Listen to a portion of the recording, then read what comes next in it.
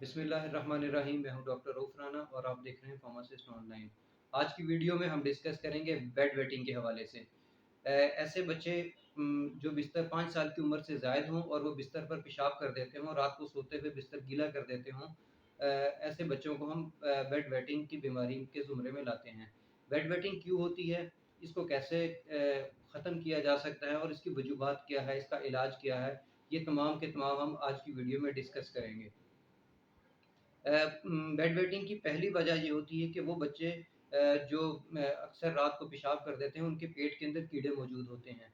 सबसे पहले आपको अपने फैमिली फिजिशियन या अपने फार्मासिस्ट के पास जाकर बच्चों की डीवॉर्मिंग की मेडिसिन लेनी चाहिए, ताकि बच्चा डीवॉर्म हो जाए, उसके पेट के अंदर कीड़े ख़त्म हो जाएँ।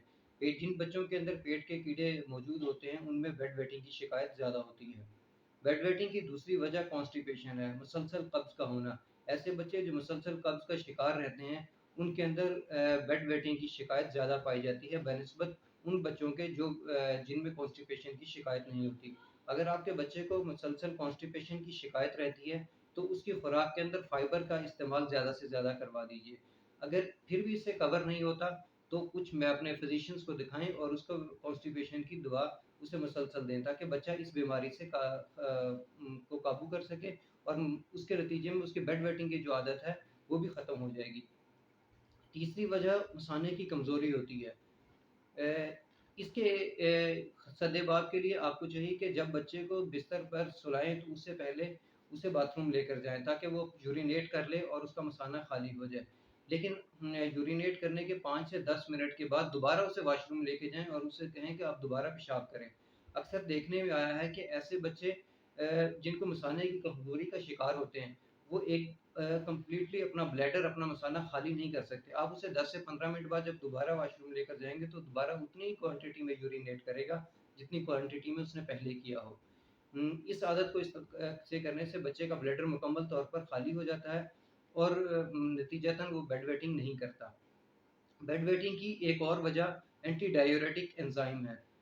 हमारे जिस्म के अंदर एंटी डाययूरेटिक जो होते हैं, वो प्रोड्यूस होते हैं रात के टाइम। आपने अक्सर देखा होगा कि कोई भी इंसान रात के टाइम कम यूरिनेट करता है बनिस्बत दिन के। रात के टाइम एंटी डाययूरेटिक जो होते हैं, वो ज़्यादा एक्टिव होते हैं, नतीजतन जो होता है पेशाब की कम मिकदार प्रोड्यूस होती है। अपने इस आदत को डेवलप करने के लिए 3-4 साल तक तो बच्चे के अंदर ये एंटी डाययूरेटिक एंजाइम डेवलप नहीं होते। उसके बाद ये साथ-साथ ये आदत के साथ-साथ डेवलप होते रहते हैं। आपको चाहिए कि बच्चे को वक़्त पर सुलाएँ, मखसूस वक़्त पर उसको सुलाएँ और क्योंकि अगर उसकी नींद के अंदर खलल हो जाएगा, तो उसके एंटी डाययूरेटिक जो एंजाइम है, उसका प्रोडक्शन और रिडक्शन जो होगी, वो ख़ासी मुतासिर होगी। आप एक मखसूस सोने के टाइम पे मखसूस वक़्त पे उसे सुलाएँ और मखसूस वक़्त पे उठाएँ। सोने से पहले उसको वॉशरूम लेकर जाएँ और सोने के 1 या आधे घंटे मैक्सिमम 2 घंटे के बाद उसे एक दफ़ा उठाकर बाथरूम में यूरिनेट लाज़मी करवाएँ।